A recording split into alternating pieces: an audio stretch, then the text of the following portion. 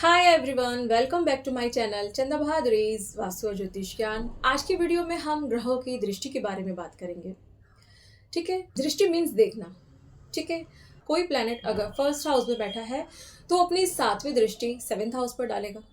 ठीक है, कोई प्लैनेट अगर थर्ड हाउस में बैठा है तो वो अपनी सातवीं दृष्टि से नाइन्थ हाउस को देखेगा। ठीक है, लेकिन हमारे ग्रहों में बृहस्पति को 3 दृष्टियां प्राप्त हैं। ठीक है, ऐसे ही मंगल और शनि को भी 3 दृष्टियां प्राप्त हैं। बृहस्पति को ये भी सातवीं दृष्टि से देखते हैं, लेकिन इनको 2 दृष्टि एक्स्ट्रा मिली है। ये अपनी 5वीं दृष्टि से भी देखते हैं और 9वीं दृष्टि से भी देखते हैं। ठीक है, और जुपिटर की ये दोनों ही दृष्टियां बहुत शुभ होती हैं। ठीक है, लग्न चार्ट में जब भी बृहस्पति की जहां भी जिस भी भाव में 5वीं और 9वीं दृष्टि पड़ती है तो व्यक्ति को उसके फिर गुड रिजल्ट मिलते हैं। ठीक है, वहां पर बैठा प्लैनेट भी ब्लेस्ड हो जाता है, ये देखा जाता है।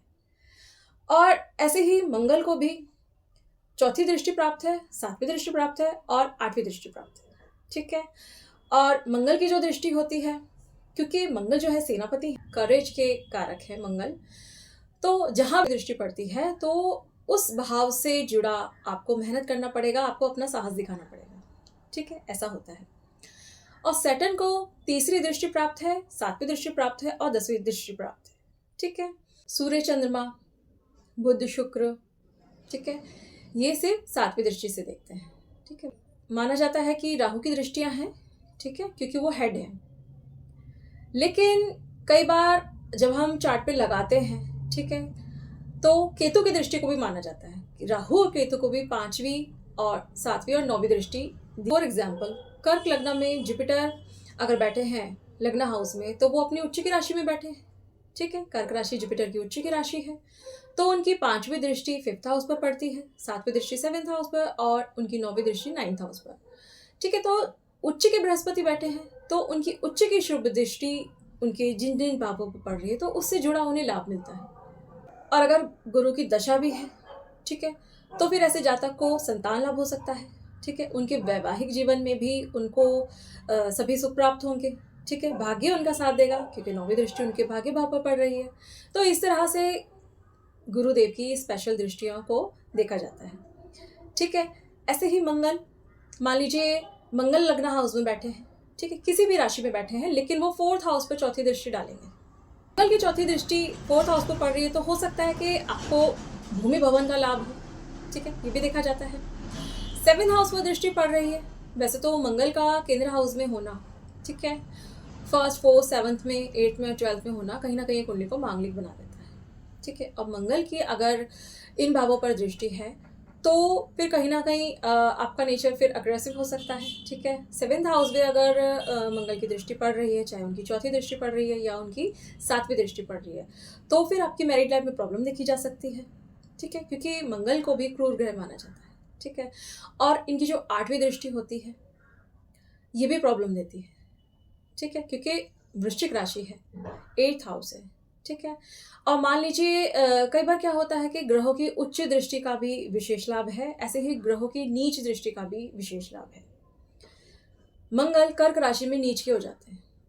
ठीक है, अगर मंगल नीच राशि में ही बैठे हैं, कर्क राशि में ही बैठे हैं, या फिर उनकी चौथी, 7वीं या 8वीं दृष्टि कर्क राशि पर पड़ रही है, ठीक है, तो उस भाव से जुड़े, उस रिश्ते से जुड़े आपको आपकी लाइफ में प्रॉब्लम फेस करनी पड़ सकती है। ठीक है, ऐसे ही शनि की तीसरी दृष्टि, 7वीं दृष्टि और 10वीं दृष्टि होती है।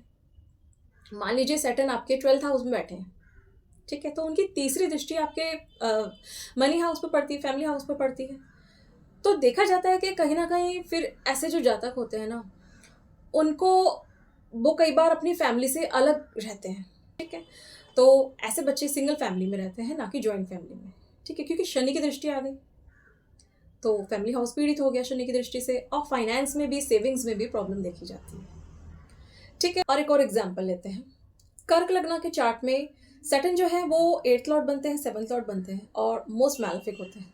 ठीक है, और सन जो है कर्क लग्न में वो 2nd लॉर्ड बनते हैं। ठीक है, नेटिव का फैमिली, ओके, सन उनके फैमिली के लॉर्ड बनते हैं, और सैटर्न जो है वो उनके 8th लॉर्ड हैं और उनके स्पाउस की फैमिली, इट मीन्स आपके इन लॉज। ठीक है। तो सन और सैटर्न जो है ये आपस में एनिमी है, इनकी शत्रुता है। और इनके चार्ट में इनके सन, ठीक है, इनके सेकंड लॉर्ड थर्ड हाउस में बैठे हैं, ठीक है।